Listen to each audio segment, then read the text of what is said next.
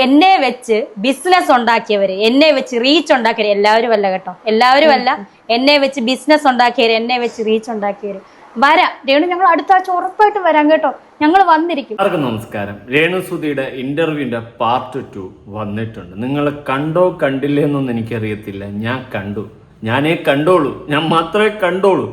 സത്യം പറയല്ല രേണു, നിന്നെ എന്ത് പറയാനാ, നന്നാവത്തില്ല. ആ ഒരു പാറ്റേണാണ് അത്, ഇങ്ങനെ ആയിപ്പോയി. എന്തൊക്കെ വന്നാൽ എന്തൊക്കെ ചെയ്താൽ ഞാൻ ഇങ്ങനെയാണ്, എനിക്ക് നന്നാവാൻ പറ്റത്തില്ല. വേണമെങ്കിൽ നാട്ടുകാരെ നിങ്ങൾ നശിച്ചോ, ഈ ഒരു മൂഡ്, ആ ഒരു മൂഡാണ് എനിക്ക് ഫീൽ ചെയ്തിട്ടുള്ളത്. അപ്പോൾ നമുക്ക് ഒരു അരിവേന്ന് തുടങ്ങാം. വീഡിയോ ആദ്യമായി കാണുന്ന വെച്ചാൽ സബ്സ്ക്രൈബ് ചെയ്യാനും വീഡിയോ ലൈക്ക് ചെയ്യാനും ഹൈപ്പ് കൊടുക്കാനും മറക്കണ്ട. രണസുന ആരംഭിച്ചാട്ടെ. അതുപോലെ കുറേ കാര്യങ്ങൾ പറയുന്നുണ്ട്. നമുക്ക് എന്തായാലും 1 by 1 ആയിട്ട് ചെക്ക് ചെയ്ത് തന്നെ പോകാം. ഓക്കെ, എന്നെ വെച്ച് ബിസിനസ് ഉണ്ടാക്കിയവര്, എന്നെ വെച്ച് റീച്ച് ഉണ്ടാക്കിയവര്, എല്ലാവരും അല്ല കേട്ടോ, എല്ലാവരും അല്ല. രേണുവിനെ വെച്ച് ബിസിനസ് ഉണ്ടാക്കിയത് ആരാടാ? ബിസിനസ് ഉണ്ടാക്കിയ ഈ ദുബായിൽ ബിസിനസ് ചെയ്ത് അതാണോ രേണുവിനെ വെച്ച് ബിസിനസ് ഉണ്ടാക്കിയെന്ന് പറയുന്നത്? എനിക്ക് മനസ്സിലായില്ല, അതുകൊണ്ടാണ് ചോദിച്ചത്. ദുബായിൽ എന്തോ ബിസിനസ് ഒക്കെ ഉണ്ടായിരുന്നല്ലോ, അല്ല ബിസിനസ്സിനൊക്കെ പോയിട്ടുണ്ടായിരുന്നല്ലോ. അപ്പൊ അതാണോ താങ്കളെ വെച്ച് ബിസിനസ് ഉണ്ടാക്കിയെന്ന് പറഞ്ഞത്? ഇത് എന്ത് തരം ബിസിനസ്സാ? പിന്നെ തന്നെ വെച്ച് റീച്ച് ഉണ്ടാക്കിയ അത് നമ്മളെപ്പോലെയുള്ളവരെയാണ് പറയുന്നതെങ്കിൽ വളരെയധികം നന്ദിയുണ്ട്. കാരണം രേണുസുതിയെ പോലെ ഒരാൾ വന്നിട്ട് നമുക്കെല്ലാവർക്കും കണ്ടന്റ് ഇട്ട് തരികയും നമ്മൾ അതെടുത്ത് അടിക്കുകയും നാട്ടുകാർക്ക് ഒരു സാറ്റിസ്ഫാക്ഷൻ ആവുകയും നമുക്ക് കാശ് കിട്ടുകയും നമുക്ക് പറയാനുള്ള പറഞ്ഞെന്നുള്ളൊരു മനസ്സമാനം കിട്ടുകയൊക്കെ ചെയ്തിട്ടുണ്ട്. എല്ലാവരും ഗിവ് ആൻഡ് ടേക്ക് പോളിസിയിൽ നടന്ന് പോയിട്ടുണ്ട്. ചൊറിയുന്നു രേണു, പ്രാകരുത്. ഓക്കെ. അപ്പോൾ ഇപ്പോൾ പറഞ്ഞു വരുന്നതെന്ന് വെച്ച് കഴിഞ്ഞാൽ നിങ്ങളെ വെച്ച് ബിസിനസ് ഉണ്ടാക്കിയത് എന്ത് ബിസിനസ്? അതെനിക്ക് മനസ്സിലായില്ല. എന്താ ബിസിനസ് അതിൻ്റെ ഇടയിൽ? എവിടെ അറിയാതെ വായിന്ന് വീഴുന്നതാണോ വല്ലതും? രേണു വയ്യാണ്ടിരിക്കുകയല്ലേ? ആലോചിക്കുന്നത് നല്ലതായിരിക്കും. ബിസിനസ് ഉണ്ടാക്കിയവര്, എന്നെ വെച്ച് റീച്ച് ഉണ്ടാക്കിയവര് വരാം. രേണു ഞങ്ങൾ അടുത്ത ആഴ്ച ഉറപ്പായിട്ട് വരാം കേട്ടോ, ഞങ്ങൾ വന്നിരിക്കും. ആരും വന്നിട്ടില്ല. അല്ലെങ്കിൽ ആര് വരും? നിന്നെ വെച്ച് റീച്ച് ഉണ്ടാക്കിയവരും നിന്നെ വെച്ച് നീ പറഞ്ഞ എന്ത് ബിസിനസ്സാണെന്ന് അറിയത്തില്ല, ബിസിനസ് ഉണ്ടാക്കിയവരും എല്ലാവരും അവരുടേതായ സ്വാർത്ഥ താല്പര്യങ്ങൾക്കും അവരുടേതായ റീച്ചിനൊക്കെ തന്നെയാണ്. അതാദ്യം മനസ്സിലാക്കാനുള്ള ഒരു സാമാന്യ ബോധം നിനക്കുണ്ടാവണം. ഞാനിത് പണ്ടേ പറഞ്ഞു തന്നെയാണ്. നിന്റെ കൂടെ നിന്നായാലും നെഗറ്റീവില് റീച്ച് ഉണ്ടാക്കാൻ വേണ്ടി ഓരോരുത്തരും നിന്റെ കൂടെ നിൽക്കുന്നുണ്ട്. നാളെ നിനക്കൊരു പ്രശ്നം വന്നാൽ ഈ നിൽക്കുന്ന ആരും നിന്റെ കൂടെ കാണില്ല, നീ ഒറ്റപ്പെടും നിന്റെ ലൈഫിലെന്ന് നീ നേരെ ഇരുന്ന സമയത്ത് പറഞ്ഞവനാണ് ഞാൻ. ഓക്കെ, കാരണം ഒരു പോയിന്റ് കഴിയുമ്പോൾ നിന്റെ കൂടെ ഈ നെഗറ്റിവിറ്റി മാത്രം കാണും, വേറെ ഒരു സമ്പാദ്യവും നിനക്ക് കാണത്തില്ല. അങ്ങനെ നീ തരം താഴ്ന്ന് തറപ്പറ്റി പോകുമെന്ന് പണ്ടേ ഞാൻ പറഞ്ഞു വെച്ചിട്ടുണ്ട്. സംശയമുണ്ടെങ്കിൽ നിനക്ക് എൻ്റെ ഓൾഡ് വീഡിയോസ് ചെക്ക് ചെയ്യാം. ഒരുപാട് തവണ ഞാൻ പറഞ്ഞു വെച്ചിട്ടുണ്ടായിരുന്നു, രേണു നീ അവസാനം നിന്റെ ലൈഫിൽ ഒറ്റപ്പെട്ടു പോകും. ഓക്കെ, അതല്ലേ ഇപ്പോൾ സംഭവിച്ചിട്ടുള്ളൂ. നീ പറഞ്ഞ പോലെ എന്നെ വെച്ച് ബിസിനസ് ചെയ്തവരും എന്നെ വെച്ച് റീച്ച് ഉണ്ടാക്കിയവരും ആരും തിരിഞ്ഞു നോക്കിയില്ല. നഹീഹേ. എന്നാൽ ഞാൻ പ്രതീക്ഷിക്കാത്ത കുറെ ആൾക്കാർ വന്നു. അങ്ങനെ കുറെ ആൾക്കാർ വന്നു. പറ, കേൾക്കാം. പ്രതീക്ഷിക്കാത്ത ആളുകളാണ് എന്നെ കാണാൻ വന്നത്. സീമാജി നായരൊക്കെ എന്നെ കാണാൻ സത്യമായിട്ട് ഞാൻ എന്റെ കണ്ണ് നിറഞ്ഞു പോയവരൊക്കെ വന്നത്. സീമ ചേച്ചി വന്നിരുന്നു അല്ലേ? സീമാജി നായർ വന്നത് ഐസിയുവിൻ്റെ അകത്ത് വെച്ചിട്ട് ഒരു ക്രിയേഷൻ ചെയ്ത് അത് കയറിപ്പോയി. രേണു എവിടെ തൊട്ടാലും പടം എന്ന് പറയുന്ന അവസ്ഥയായിരുന്നു. ഓക്കെ, പണ ഹോസ്പിറ്റലായിരുന്നു, എന്നെ കാണാൻ അധികം പറ്റില്ല. കാരണം ഐസിയുലായിരുന്നു, ഐസിയു കേട്ടത്തില്ല, ഐസിയുലൊന്നും കയറാൻ പറ്റത്തില്ല. അതിനെന്ത് വിവാദം ഉണ്ടായി? ആ സ്ത്രീക്ക്, ആ ചേച്ചിക്ക് എന്തുമാത്രം പ്രശ്നങ്ങൾ ഉണ്ടായെന്ന് അറിയോ? ഐസിയു കയറി, അതൊരു AI ആയിരുന്നു ഫോട്ടോ. ഐസിയുല്, മെഡിക്കൽ കോളേജിന്റെ ഐസിയുലൊന്നും ഒരു മനുഷ്യനെയും കയറ്റത്തില്ല. എന്റെ ചേച്ചി ആകെ വരുന്നത് എന്നെ കാണാനും അല്ലാതെ എന്തെങ്കിലും ഫുഡ് തരാനും ബാത്റൂമിൽ പിടിച്ചോണ്ട് പോകാനും വീൽ ചെയറിൽ തള്ളിക്കൊണ്ട് പോകാനുമാണ് വരുന്നത്. അവര് ആശുപത്രി വന്ന ദിവസം എന്നെ കണ്ടിട്ടില്ല. ചേച്ചി ഓക്കെ, ബാത്റൂമിൽ പിടിച്ചുകൊണ്ടുപോകാനാണോ വീൽ ചെയറിൽ തള്ളിക്കൊണ്ടുപോകാനാണോ? ഓക്കെ, അത് എനിക്ക് തോന്നുന്നു കീമോ ഒക്കെ കഴിയുമ്പോൾ ഹെൽത്ത് നല്ലോണം വീക്കാവും. ആ സമയത്ത് വീൽ ചെയറിലൊക്കെ കൊണ്ടുപോകായിരിക്കും. ഓക്കെ, അല്ലാണ്ട് ഐസിയിൽ മറ്റേ വാർഡിൽ കിടക്കുന്ന പോലെ കയറി ഇറങ്ങി ആർക്കും നടക്കാൻ പറ്റത്തില്ല. വാർഡിൽ കൂടി ഇപ്പം കുറച്ച് ടൈറ്റാണ് എങ്കിലും പറഞ്ഞത് അതുപോലെ നമുക്ക് കയറി ഇറങ്ങി നടക്കാൻ ഐസിയിൽ പറ്റത്തില്ല. അതായത് മനസ്സിലാക്കുകയാണ് കേട്ടോ. സഹായം ചെയ്തു. ഇപ്പം ചേച്ചി ആ ഒരു സമയത്ത് കിച്ചുവിനെ കാണാനായിട്ട് ആഗ്രഹിച്ചിട്ടുണ്ടായിരുന്നോ? സത്യം പറഞ്ഞ ഞാൻ എന്തുമാത്രം സ്നേഹിച്ച കുട്ടിയായിരുന്നു അറിയും. കാരണം നമുക്ക് ആദ്യമായിട്ട് നമ്മളെ അമ്മയെന്ന് വിളിച്ചൊരു കുട്ടിയായിരുന്നു അവൻ. അപ്പൊ ഞാൻ തുടങ്ങി, അയ്യോ തള്ളു തുടങ്ങി. രേണുവിൻ്റെ 101 തള്ളുകൾ ഒരു ബുക്ക് എഴുത്, വെറുതെ ഇരിക്കല്ലേ ഇപ്പോൾ. 101 തള്ളുകൾ സ്വന്തമായിട്ട് തന്നെ കണ്ടുപിടിച്ച് അങ്ങോട്ട് എഴുത്. ഞാൻ എൻ്റെ സ്വന്തം മകനെ പോലെ കണ്ടതാ, ഞാനേ കണ്ടോളൂ, ഞാൻ മാത്രമേ കണ്ടോളൂ. എൻ്റെ പൊന്നടാവേ തള്ളാതടേ, പയ്യ കേൾക്കാൻ. ഇങ്ങനെ തള്ളി നീ എവിടെ പിടിച്ചിരിക്കൂടെ? അവസ്ഥ ഒരുപാട് ഞാൻ എപ്പോഴും ഓർക്കുമായിരുന്നു 2016 ലാസ്റ്റാണ്. നീ എപ്പോഴും ഓർക്കണ്ട രേണു, ഓർക്കുന്നതാണ് പ്രശ്നം. നീ ഓർത്താണ് ഈ ഗതിയത്. എനിക്ക് ഒറ്റ ചോദ്യമേ ഉള്ളൂ. എല്ലാം അവസാനിച്ചു, എല്ലാം അവരുടേതായ വഴികളിലേക്ക് പോയപ്പോൾ കിച്ചു അവൻ്റെ ലൈഫിൽ മുന്നേറുന്നത് കണ്ടപ്പോൾ ഓട്ടോമാറ്റിക്കലി ചൊറി പിടിച്ച രേണു എന്ത് ചെയ്തു? ചൊറിയാൻ തുടങ്ങി. ഓക്കെ, ലൈഫിലൊന്നും ആകാൻ പറ്റാണ്ട് ലൈഫ് മൊത്തം താളം തെറ്റിയിരിക്കുന്ന രേണുവിന് ഇതൊക്കെ കാണുമ്പോൾ ഉണ്ടാവുന്ന അസൂയയും കുശുമ്പും, അതാണ് ഇവിടെ കിച്ചുവിൻ്റെ നെഞ്ചത്ത് വ്യക്തമായിട്ട് കാണിക്കുന്നതെന്ന് മനസ്സിലാക്കാൻ ഏത് ചോറുണ്ണാത്തവന് വരെ മനസ്സിലാവും. ഓക്കെ, കരയല്ലേടി പൊന്നെ. ഞാൻ അന്നൊക്കെ പാടുമായിരുന്നു. ഞാനൊരു പാട്ട് പാടിക്കോട്ടെ? പാട്. അന്ന് കിച്ചുവിനെ പറ്റി ഞാൻ അന്ന് പാടുന്ന പാട്ടായിരുന്നു. കിച്ചുവിനെ പറ്റി ഓർക്കുമ്പോ സത്യമായിട്ട് എനിക്ക് സ്നേഹമില്ലെന്ന് പറയുന്നവരോടാ പറയുന്നത്. അന്ന് ഞാൻ ഓർക്കുന്ന പാട്ടായിരുന്നു. സൗണ്ട് ഒന്നും ശരിയാകത്തില്ല. കാർത്തിക രാത്രിയിലെൻ കൈക്കുമ്പിളിൽ വീണമുത്തേ പൂർക്കതല്ലേ. അങ്ങനെ ഞാൻ നോക്കിയാണ് ആ കൊച്ചിനെ. ആ കൊച്ചാണ്. എങ്ങനെ നോക്കി? ഒരു റൂമിൽ അടച്ചിട്ട് തിന്നാൻ പോലും കൊടുക്കാതെ സുതി വരുമ്പം തിന്നാൻ കിട്ടിക്കൊണ്ടിരുന്ന കിച്ചു, ഇങ്ങനെയാണ് അവനെ നോക്കിയത്? നീ എന്താ അവനെ പട്ടിനെ കിട്ടി നോക്കിയതായിരുന്ന? അയ്യോ, ഇവളുടെ തള്ളു കേൾക്കുമ്പോഴാണ് ഞാൻ മുജ്ജന്മത്തിൽ എന്തോ പാവം ചെയ്തതുപോലെ എനിക്ക് തോന്നുന്നത്. ഇതെല്ലാം കേൾക്കേണ്ട ഗതി എനിക്ക് വന്നല്ലോ എന്നാണ് ഞാൻ ആലോചിക്കുന്നത്. വലുതായി കഴിഞ്ഞപ്പം ക്യാൻസർ ആയി കഴിഞ്ഞപ്പോ അല്ലെങ്കിൽ ഒന്നും വേണ്ട, എന്നെ ഒന്ന് വിളിക്കണമെന്ന് ഞാൻ ആഗ്രഹിച്ചു. അമ്മ അല്ലെങ്കിൽ സ്നേഹത്തോടെ അവനൊന്ന് വന്ന് കണ്ടിരുന്നെങ്കിൽ ഞാൻ ഇത്ര ഇത് പറയത്തില്ലായിരുന്നു. ഞാൻ ഇത് നീ ഒരു കാര്യം അവനെ വിളിച്ചു പറ, എടാ കിച്ചു നീ ഒന്ന് സ്നേഹത്തോടെ വന്നിരുന്ന് കണ്ടിരുന്നെങ്കിൽ എനിക്കൊരു പ്രശ്നമില്ല എന്ന് പറഞ്ഞ് അവനെ വിളിച്ചു പറ. നാട്ടുകാരെ മൊത്തം പറഞ്ഞ് അവനെ വീണ്ടും സൈബർ അറ്റാക്കിന് ഇട്ട് കൊടുക്കാൻ നീ ശ്രമിക്കുന്ന ഈ മൊട്ടന്ത് ന്യായം. ഓക്കെ, കിച്ചുവിനെ ഇന്റൻഷ്യലി വീണ്ടും സൈബർ ഇടങ്ങളിൽ സൈബർ അറ്റാക്കിന് വേണ്ടിയിട്ട് നീ ഇട്ട് കൊടുക്കുന്ന ഈ തൊട്ടിത്തനം, ഓക്കെ അങ്ങനെ തന്നെ പറയും. പക്ഷെ നാട്ടുകാർക്ക് ബോധവും അവരെ ഉള്ളതുകൊണ്ട് നാട്ടുകാരെന്ത് ചെയ്യുന്നു? അവനെ സപ്പോർട്ട് ചെയ്യുന്നു. അത്രേ ഉള്ളൂ. ഓ, മനസ്സിലാക്കിയാ കൊള്ളാം. ഒത്തിരി അനുഭവിച്ചുകൊണ്ടാണ് ഞാൻ ഇത്രയും പറഞ്ഞത് അവരെ പറ്റി. ഞാൻ പറയത്തില്ലായിരുന്നു. എന്നിട്ട് ഒന്നും പറയത്തില്ലായിരുന്നു. ഞാൻ എല്ലാം മനസ്സിലൊതുക്കി. ഇപ്പൊ ഇത്ര പറഞ്ഞു എന്നെ പറ്റി എന്തൊക്കെ പറഞ്ഞിട്ട് ഞാൻ എല്ലാം ക്ഷമിച്ചും സഹിച്ചും ഞാൻ ജീവിച്ചിരുന്നു. പക്ഷെ മാക്സിമം നമ്മൾ മനുഷ്യരാണ്. നെല്ലിപ്പലക കണ്ടെന്ന് പറയത്തില്ല. മാക്സിമം അതെവിടെ കിട്ടും ആ പലക? ഒരെണ്ണം എനിക്ക് മഞ്ച് നെല്ലിപ്പലക, നല്ല പലക, അടിപൊളി പലക. അടുത്ത പലക പറ. ഞാൻ അത്ര സ്നേഹിച്ചൊരു എന്റെ ഋതപ്പനെ പോലും ഞാൻ ഇത്ര സ്നേഹിച്ചിട്ടില്ല. അതേ സുധി. അപ്പൊ ഋതപ്പനെ പോലും ഇത്രയും സ്നേഹിച്ചിട്ടില്ല. അങ്ങനെ വാ, വഴിക്ക് വാ. അപ്പൊ ഋതപ്പനെ അടുത്തല്ല സ്നേഹം, കിച്ചുവിന്റെ അടുത്താണ് സ്നേഹം. ഇനി സുധിച്ചേട്ടനെയും സ്നേഹിച്ചിട്ടില്ല ഇത്രയും പോലെ അല്ലേ? നോക്കാം. ചേട്ടനറിയാം. ഓ, സുധിച്ചേട്ടൻ അറിയാം. സുധിച്ചേട്ടനെ സ്നേഹിച്ചവരേണോ? അറിയില്ല. സുധിച്ചേട്ടൻ അറിയാമെന്ന് പറഞ്ഞ് ചവിട്ടി നിർത്തുമ്പോൾ എന്തായാലും ഇനി അങ്ങനെ അടുത്ത് നമുക്ക് ആർക്കും ചോദിക്കാൻ പറ്റില്ല. അതുകൊണ്ട് ഇങ്ങനെ ചവിട്ടി നിർത്തുന്നതായിരിക്കും ബെറ്റർ. എല്ലാം എന്നെ സുനിയേട്ടൻ അറിയാം. ഈ ഒരു സെറ്റപ്പിൽ ഒരു കാര്യം പറയാം. നീ ഋതപ്പനെ സ്നേഹിച്ചത്, കിച്ചുവിനെ സ്നേഹിച്ചത് തള്ളു നിർത്താദ്യം കേട്ടാ. ഈ തള്ളു നിർത്തുമ്പോൾ, നിന്റെ തള്ളു നിൽക്കുമ്പോൾ നമ്മൾ മയത്തിൽ നിർത്തും. ഇവിടെ നിർത്തിപ്പോയതല്ലേ, നിന്റെ കണ്ടന്റ് എടുക്കാണ്ടായതല്ലേ, വീണ്ടും എന്നാത്തിനാ വരുന്ന കീരവത്തും എടുത്തോണ്ട്? മനസ്സിലാവുന്നില്ല. നിന്റെ പ്രശ്നം എന്താ പറയുന്നു? എന്താ നിന്റെ പ്രശ്നം? നീ റീൽസ് ഇട്, ആരും കാണാതെ ഒറ്റയ്ക്ക് ഫോണിൽ റീൽസ് ചെയ്തിട്ട് ഒറ്റയ്ക്കിരുന്ന് കാണും. കഷ്ടമുണ്ട് മനുഷ്യ. പറയാൻ സൂചിച്ചായിട്ട് ഒരു ഉദാഹരണം ആരും പറയണ്ട. സ്റ്റാർ മാജിക്കിന് ആദ്യമായിട്ട് ഫാമിലിയെ കാണിച്ചു, ഞങ്ങളെ കാണിച്ചു. ഇദ്ദേഹം എന്താ പറഞ്ഞെന്ന് നിങ്ങളൊന്ന് പരിശോധിച്ചാൽ മനസ്സിലാവും. അയ്യോ, പരിശോധിപ്പിക്കല്ലേ. സുധിയേട്ടൻ അന്ന് തള്ളിയ തള്ളെന്ന് നമുക്കറിയാം. രേണു കൂടെ വന്ന് തള്ളിയിട്ട് ട്രിവാൻഡ്രത്ത് എയർപോർട്ടിൽ ഏവിയേഷൻ എന്നെ കൊണ്ടൊന്നും പണയിപ്പിക്കരുത്. പ്ലംബർ, ഇലക്ട്രീഷ്യൻ, റോഡ് റോളർ എന്നൊക്കെ പറഞ്ഞ് അങ്ങോട്ട് എല്ലാ ജോലി ഏറ്റെടുത്ത് ഒറ്റയ്ക്ക് ചെയ്യുന്നവരെ പോലെ നിന്ന് സംസാരിച്ച രേണുവിനെ ഞാൻ മറന്നിട്ടില്ല. നീ തള്ളി, കൂടെ നിന്ന് സുധിയേട്ടൻ തള്ളി. അത്രേ ഉള്ളൂ. അതുകൊണ്ട് കൂടുതൽ അങ്ങോട്ട് വെഴുകാതെ, അതാണ് നല്ലത്. രണ്ടാനമ്മയെന്ന് പറയുന്നത് ഇവൾക്ക് ഇഷ്ടമല്ല, അവളുടെ സ്വന്തം പോലെ. അങ്ങനെയായിരുന്നു. ഇദ്ദേഹം പറഞ്ഞ വാക്കാണ്, ആരും വെച്ച് പറഞ്ഞൊന്നുമല്ല, ഇദ്ദേഹം പറഞ്ഞ വാക്കാണ്. അപ്പൊ നീ ഇനി ഇത്രയും നാളെ മുന്നേ പറഞ്ഞുകൊണ്ടിരുന്നല്ലേ ആയിരിക്കുമല്ലേ? ഇനി അതിന്റെ തലയെ കൊണ്ടിട്ട് അതെന്ത് പാപം ചെയ്തു? പാപം ചെയ്യാത്തൊരു കല്ലെറിയൂ. അങ്ങനെയാണ് ഞാൻ കൊണ്ടു നടന്നത്. ഒന്ന് ആലോചിച്ച് നോക്കി. അത് അവനും അറിയായിരുന്നു. എന്നിട്ടാണ് അവൻ ഇപ്പൊ എല്ലാവരുമായിട്ട് ചേർന്ന് പൈസ അയക്കോ എന്തോ ആകട്ടെ, എന്തിനും അറിയത്തില്ല, എല്ലാരും അമ്മേനെ നെഗറ്റീവ് പറഞ്ഞ് പൈസ ഉണ്ടാക്കുന്ന റീച്ച് ഉണ്ടാക്കുന്ന അപ്പൊ നമുക്കൊന്നും ചെയ്യാം എന്നായിരിക്കും ഓർത്തത്. ചിലപ്പോ സൂപ്പർ.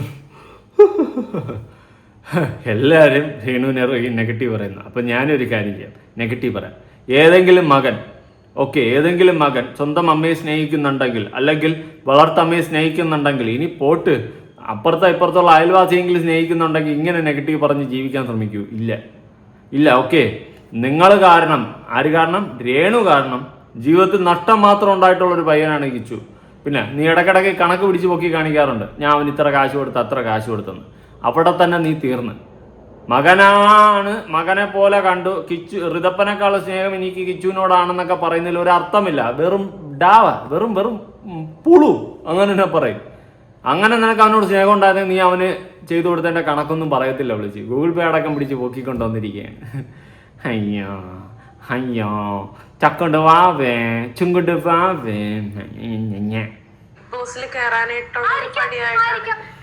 ബിഗ് ബോസിൽ ഇപ്പൊ രേണു സുധിയെ കുറ്റം പറഞ്ഞാൽ കയറ്റിക്കൊണ്ടുപോകുന്ന സ്ഥലമില്ലേ? എങ്കിൽ എന്നെ ഇതിനു മുമ്പേ പിടിച്ചോണ്ട് പോകില്ലായിരുന്നു ബിഗ് ബോസുകാർ. എന്നെ കണ്ടു കാണൂല ബിഗ് ബോസുകാർ. അത്രയ്ക്ക് വൈൽഡ് കാർഡ് എൻട്രി പോലും തരാതെ എന്നെ വിട്ട് കളഞ്ഞു. അല്ലെങ്കിൽ എന്നെ പിടിച്ചോണ്ട് പോയാ എന്നെ ബിഗ് ബോസുകാർ. ഇത്രയ്ക്ക് ഇങ്ങനെയൊക്കെ ചെയ്ത ബിഗ് ബോസ് എടുക്കുമെങ്കിൽ സന്തോഷം. സന്തോഷം. നമ്മൾ എന്തായാലും അതിനകത്തൊന്നും കാണാനും പോകുന്നില്ല. കാരണം എനിക്ക് ഇവിടെ വയ്യാതെ കിടക്കും, TV ഓൺ ആക്കുന്നില്ല, നമ്മൾ അവിടെ കിടപ്പായിരിക്കും. സന്തോഷമേ ഉള്ളൂ. അതെ, നമ്മൾ വയ്യാത്തവരാ, നമ്മൾ കാണാനും പോകുന്നില്ല, TV ഓൺ ആക്കാനും പോകുന്നില്ല, നമ്മൾ ഇവിടെ കിടപ്പായിരിക്കും. എണീറ്റിരുന്ന് ഇന്റർവ്യൂ എടുക്കാനും റീൽസ് ഇടാനും കണകുണാന്ന് കുറ്റം പറയാനും മണിക്കൂറോളം ഇരുന്ന് ഇന്റർവ്യൂ എടുക്കാനും ഒരു ഗുരുവില്ല. അയ്യോ കിച്ചു ബിഗ് ബോസിലാ, അയ്യോ ഞാൻ കിടപ്പിലാണ് കേട്ടോ, എനിക്ക് കാണാൻ പറ്റില്ല. ഈ മൂട നാണയില്ലേ? തള്ളുന്നേക്കൊരു മയത്തി തള്ളു. അയ്യോ അസുഖം. എന്തെങ്കിലും ഒരു പ്രശ്നം വന്നാൽ അതിൽ കയറി പിടിച്ച് അതിനെ മുതലാക്കുന്ന ഒരു സാധനം. ഇങ്ങനെ മനുഷ്യന്മാരെ മനസ്സുകൊണ്ട് എന്നും പ്രാർത്ഥന ഉണ്ടായിരിക്കും. മറ്റേ ഒരുത്തന്റെ കുറുക്ക് നിറച്ച് കുത്തി വെച്ചിട്ട് ഒരു 13 കത്തി കുത്തി വെച്ചിട്ട് ഒരെണ്ണം വലിച്ചു വരിട്ട്. എങ്ങനെ സുഖമുണ്ടോ ഈ ഒരു സെറ്റപ്പ്? മനസ്സുണ്ട്, ഞാനുണ്ട്, ആ ഒരു സെറ്റപ്പ്. എന്ത് കഷ്ടോടെ ഇത്.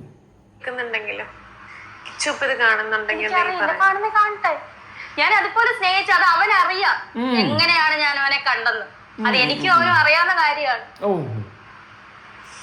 ഞാൻ ചോദിക്കട്ടെ, ഇപ്പൊ കിച്ചുവിന്റെ യഥാർത്ഥ പ്രശ്നം സബ്സ്ക്രിപ്ഷൻ ആണെങ്കിലോ? ഒരിക്കലുമല്ല. കാരണം കിച്ചു തന്നെ, ഞാൻ എന്റെ ജീവിതത്തിൽ എന്ത് തുടങ്ങിയാലും ഞാൻ അവനെ അറിയിക്കാതെ ചെയ്തിട്ടില്ല. എല്ലാം അറിയിച്ചോ? വാവ്, സബ്സ്ക്രിപ്ഷൻ നല്ല മൂഡ് സാധനമാണ്. അത് കാരണം ആ പിള്ളേരുടെ ലൈഫ് നാളെ ഋതപ്പനടക്കം സമൂഹത്തിൽ ഫേസ് ചെയ്യേണ്ടി വരുന്ന കുറേ കാര്യങ്ങളുണ്ടായിരുന്നു. പിന്നെ നിനക്ക് വയ്യാതായപ്പോൾ കുറേ നാട്ടുകാരത് വിട്ട്, ഞാനടക്കം വിട്ട് എന്ന് പറഞ്ഞ് നീ ചെയ്തത് ശരിയെന്നല്ല. ഇനി മേലെ ഇമ്മാതിരി കോപ്രായങ്ങളും കാണിച്ചുകൊണ്ട് വരരുതെന്ന് പറഞ്ഞ് വിട്ട്. പക്ഷെ നീ ഇപ്പം അതിൻ്റെ അപ്പുറത്തുള്ള കോപ്രയാണ് കാണിക്കുന്നത്. അവനെ കിച്ചുവിനെ തകർക്കാൻ വേണ്ടിയിട്ട്, അവൻ്റെ കരിയർ തകർക്കാൻ വേണ്ടിയിട്ട് നീ കാണിക്കുന്ന പേക്കൂത്തുകൾ.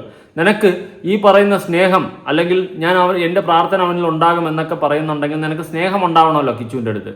അങ്ങനെ നിനക്ക് ഒരു തുള്ളി സ്നേഹം അവനോട് ഉണ്ടായിരുന്നെങ്കിൽ നീ ഇങ്ങനെ വന്നിട്ട് അവന് നെഗറ്റീവായിട്ട് അവനെതിരായിട്ട് ഇൻ്റർവ്യൂ കൊടുക്കും? ഇല്ല. ഓക്കെ, കാശിന് വേണ്ടിയിട്ടും ആ ഇൻ്റർവ്യൂക്കാർ കാശ് തന്നാണ്. അതിന് വേണ്ടിയിട്ടും റീച്ചിന് വേണ്ടിയിട്ടും ലൈൻ ലൈറ്റിൽ നെഗറ്റീവായാലും എന്തെങ്കിലുമൊക്കെ ആരെങ്കിലും ചീത്ത വിളിച്ചാലും കുഴപ്പമില്ല, എനിക്ക് റീച്ച് വേണമെന്നുള്ള മൂഡ് നിൽക്കുന്നത് കൊണ്ടാണ് നീ ഇങ്ങനെ നടന്ന് മൂഡ് താങ്ങുന്നത്. ഏതൊരു പോലീസുകാരനും ചിന്തിച്ചാൽ മനസ്സിലാവും. സുധിച്ചേട്ടന്റെ മരണശേഷമാണ് ഞാൻ പറയുന്നത്.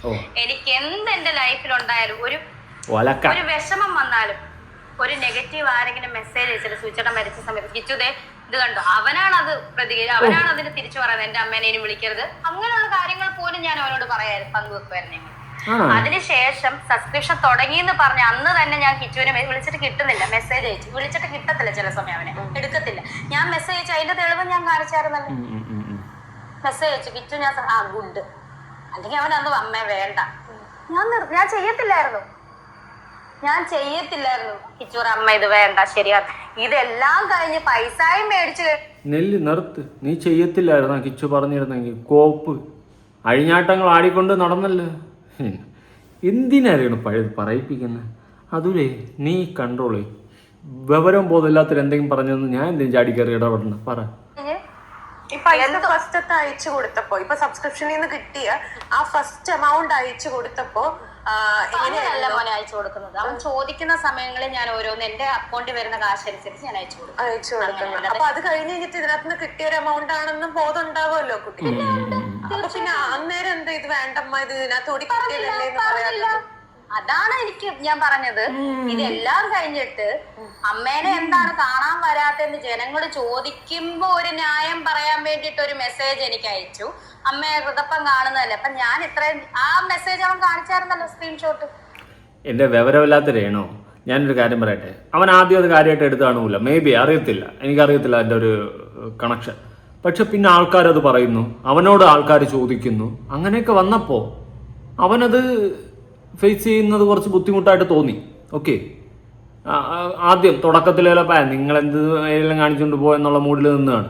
കുറച്ച് കഴിഞ്ഞപ്പോൾ അത് അവന് ഫേസ് ചെയ്യേണ്ടി വന്നു. ആൾക്കാർ ചോദിക്കണ്ടായി, നിന്റെ അമ്മ ഇങ്ങനെ എന്തൊക്കെയാണ് കാണിക്കുന്നത്. അതുപോലെ നാട്ടുകാരെല്ലാവരും എടുത്ത് വെച്ച് അലക്കുന്നുണ്ട്. ഇതെല്ലാം കണ്ടപ്പോൾ ഓഫ് കോഴ്സ് അവന് കുരുപൊട്ടും. കാരണം അവൻ്റെ നെഞ്ചത്തോട്ട് ഇതെല്ലാം വരും. അങ്ങനെ വന്നപ്പോൾ അവൻ പ്രതികരിച്ചു. പിന്നെ കേട്ടെ, പിന്നെ ചരിത്രം ചകയുകയാണെങ്കിൽ രേണു കാട്ടിക്കൂട്ടിയിട്ടുള്ളതൊക്കെ അത്യാവശ്യം നന്നായിട്ട് അറിയാം. അതുകൊണ്ട് മിണ്ടായിരിക്കുന്നതായിരിക്കും നിനക്ക് നല്ല രേണു. വയ്യാതിരിക്കുന്ന സ്റ്റേജിൽ നിന്നെ എക്സ്പോസ് ചെയ്യേണ്ടി വരുന്നൊരു ഗതികേടെ. ഞാനിപ്പോ തിരിച്ചു വെച്ചേടാ, അതിന് ഞാൻ എന്ത് തെറ്റ് ചെയ്യുന്നില്ലല്ലോ. എത്രയോ പേര് കുടുംബത്തിൽ ഓരോ വിക്കിനെ ഇട്ട് അഭിനയിക്കുന്ന സ്ത്രീകൾ, ഞാൻ അവരെ കുറ്റപ്പെടുത്തത്തില്ല. പണ്ടേ ഞാൻ പറഞ്ഞില്ല, അത് അവരുടെ ഇഷ്ടം. അവരുടെ ഇഷ്ടം. അതെങ്ങനെ കുറ്റം പറയും? കാരണം അവരാധിക്കുന്നവരെ അവരാധികളല്ലേ സപ്പോർട്ട് ചെയ്യത്തുള്ളൂ. അങ്ങനെ അവരാധികൾ സപ്പോർട്ട് ചെയ്യുമ്പോൾ അപരാധങ്ങളെല്ലാം കൂടി കാണിക്കുന്ന അവരാധികളെല്ലാം കൂടി അവരാധികളാവും. അങ്ങനെ അവരാധികളും എല്ലാം കൂടി അവരാധികളാവുന്നത് കൊണ്ടാണ് ഈ അവരാധികളെ സപ്പോർട്ട് ചെയ്യുന്നത്. മനസ്സിലായി? അവരാധികളെ നാട്ടുകാരിട്ടല്ല, മനസ്സിലായല്ലോ. അമ്മ അങ്ങനൊന്നും കാണിക്കുന്നില്ലല്ലോ, ഞാൻ അതൊന്നും ചെയ്യുന്നില്ലല്ലോ. പിന്നെ എന്താണ് നിന്റെ പ്രശ്നം? എനിക്ക് ഈ മാസം ഈ പൈസ എനിക്ക് കിട്ടുന്നുണ്ടായിരുന്നു. അതുകൊണ്ട് എന്താ ഇത്രയും തെറിയായിട്ട് കിട്ടുകൊണ്ട് എനിക്ക് ഈ ഇഞ്ചക്ഷൻ എടുക്കാൻ ആയില്ലേ, പൈസ ആയില്ലേ? എന്റെ പൊന്നടാവേ, എന്തെങ്കിലും വന്നു കഴിഞ്ഞാൽ വയ്യായികയിൽ പിടിച്ചിട്ടോളും. ആയിക്കോട്ടെ, എന്തേലും ചെയ്യും, തൊലഞ്ഞു പോവാം. എങ്ങനെ ഇത് പറഞ്ഞ് മനസ്സിലാക്കി തരണം? നീ എന്തേലും ചെയ്യ്. എന്തിനാ ഇങ്ങനെ കോൺട്രവേഴ്സി ഉണ്ടാക്കാനായിട്ട് വീണ്ടും കെട്ടി എഴുന്നള്ളി വരുന്നത്? എനിക്കതാണ് മനസ്സിലാവാത്തത്. ഇതുവരെ ആയിട്ട് മനസ്സിലാവുന്നില്ല. എത്രയോ പേര് എന്നെ ഞാനുമായിട്ട് ബന്ധപ്പെട്ട സംഘടന വരെ എനിക്ക് പൈസ തരാന്ന് പറഞ്ഞിട്ട് ആരും പിന്നെ എനിക്ക് പിന്നെ അങ്ങനെ ഒരു സംഭവം ഇല്ല. ഇങ്ങോട്ട് വിളിച്ച് പറഞ്ഞതാണ് എന്താണ് കാര്യങ്ങൾ, ഞങ്ങൾ നോക്കട്ടെ എന്ന് പറഞ്ഞിട്ട് ഒരു മനുഷ്യൻ വിളിച്ച് തിരക്കിട്ടു. അതാണ് സങ്കടം. ഇപ്പൊ ആരും അങ്ങോട്ട് സഹായിക്കുന്നില്ല, അതാണ് സങ്കടം. കുറെ പേര് അങ്ങോട്ട് സഹായിച്ചോട്, അപ്പോഴാ സങ്കടം അങ്ങ് തീരും. ഓക്കെ, സഹായിക്കാൻ കുറെ രേണു ആർമി ഫാൻസും ഒക്കെ ഉണ്ടല്ലോ, സഹായിക്കും. എൻ്റെ പൊന്നു രേണു, നീയല്ലേ പറഞ്ഞു നിനക്ക് പൈസയ്ക്ക് വലിയ അത്യാവശ്യമൊന്നുമില്ല, ഒന്നും വേണ്ട എന്ന്. എന്നിട്ട് ഇപ്പൊ പറയണ ആരും സഹായിക്കില്ല. നീ ഏതെങ്കിലും ഒന്നിൽ ഉറച്ചില്ലേ? ഇതെന്തെന്നറിയാം സംഭവം? കള്ളം പറയുമ്പോൾ മാറി പറഞ്ഞുകൊണ്ടിരിക്കും. ഇതാണ് സംഭവം. ഇപ്പൊ ഒരു അമ്മയുടെ സ്നേഹം ഇല്ലാണ്ട് ഒരു കുട്ടി വളരുമ്പോ, ഒരു ആൺകുട്ടി വളരുമ്പോ അവര് വഴിതെറ്റി പോവാനായിട്ടുള്ള ഒരു സാഹചര്യം അവിടെ ഉണ്ട്. ഞാനൊരു കാര്യം പറയട്ടെ, കഴിഞ്ഞ ദിവസവും കൂടെ ഒരു വീഡിയോ വന്നല്ലോ, സുധിച്ചേട്ടന്റെ എന്റെ ഭർത്താവിന്റെ അമ്മയായിട്ട് ഇരുന്നിട്ട്. ഞാനല്ലേ മോനെ കുഞ്ഞിനെ തൊട്ടേ നോക്കിയത്? അമ്മ അല്ലെങ്കിൽ അച്ഛമ്മ നോക്കി കുട്ടിയല്ലേ അത്? അല്ലെ, എനിക്ക് 11 വയസ്സ് തൊട്ടല്ലേ കിട്ടിയത്. ഞാൻ നന്നായിട്ട് നോക്കിയില്ല. 11 വയസ്സ് തൊട്ട് 18 വയസ്സ് വരെ എന്റെ കൂടെ ഉണ്ടായിരുന്നല്ലോ, ആരും ഇല്ലായിരുന്നല്ലോ. അപ്പൊ നീ നോക്കി, നല്ലോണം നോക്കി. കൊള്ളാം, നല്ല അടിപൊളിയെന്ന്, സൂപ്പർ, നോക്കി, തീർന്നു. അവര് പറഞ്ഞത് കുഞ്ഞിനെ തൊട്ട് അവരല്ലേ വളർത്തിയത്. എന്തുകൊണ്ടപ്പം വഴിതെറ്റിപ്പോയി ചോദ്യമാണ് ഞാൻ ചോദിക്കുന്നു. എന്തുകൊണ്ട് വഴിതെറ്റിപ്പോയി? എന്റെ അച്ഛമ്മ വളർത്തിയതാ. മോനെ ആരാ വളർത്തിയത്? ഞാനൊരു വീഡിയോ കണ്ടായിരുന്നു. അച്ഛമ്മ വളർത്തിയ കുട്ടി എങ്ങനെ അമ്മയെക്കാളും വളരെ ഇതോടെ വളർത്തുന്നതാണ് അച്ഛമ്മ. അവർക്ക് ഒരുപാട് അറിവുള്ളതാണ്. വളർത്തിയ കുട്ടിയല്ലേ, വെല്ലിച്ചിനെ വെല്ലിനെ വളർത്തിയ കുട്ടിയല്ലേ. എന്താണ് വഴിതെറ്റിപ്പോയത്? 11 വയസ്സ് തൊട്ട് 18 വയസ്സ് വരെ എന്റെ കൂടെ ഉണ്ടായിരുന്നു. എനിക്ക് എന്തായാലും കിച്ചുമായിട്ട് രാഹുൽ ദാസുമായിട്ട് കുറച്ച് ഏജിന് ഡിഫറൻറ്റേ ഉള്ളൂ. ഞങ്ങൾ ഒരു അമ്മ മകൻ എന്നുള്ള രീതിയിലാണെങ്കിൽ പോലും ഞാൻ അമ്മയെ എന്താ പറയുക, അത്രയും ഒരു ഏജുള്ള കുട്ടിയെ ഞാൻ സ്വന്തം മോനായിട്ട് സ്വീകരിക്കണമെങ്കിൽ എന്റെ മനസ്സാലോചിക്കും.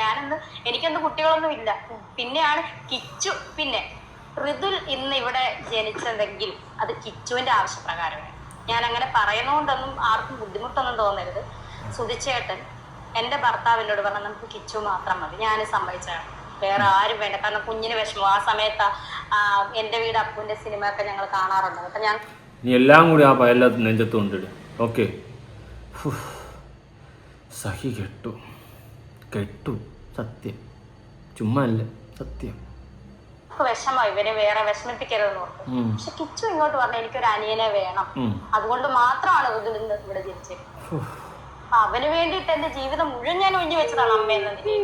ഒരു വാക്കുകൊണ്ടോ പ്രവർത്തി കൊണ്ടോ ഞാൻ വേദനിപ്പിച്ചിട്ടില്ല. പറ്റത്തില്ല അവന്. എത്രയോ പേര് സ്വന്തം മക്കളെ കൊന്നു കുഴിച്ചു മൂടുന്നില്ലേ? ഇല്ലേ?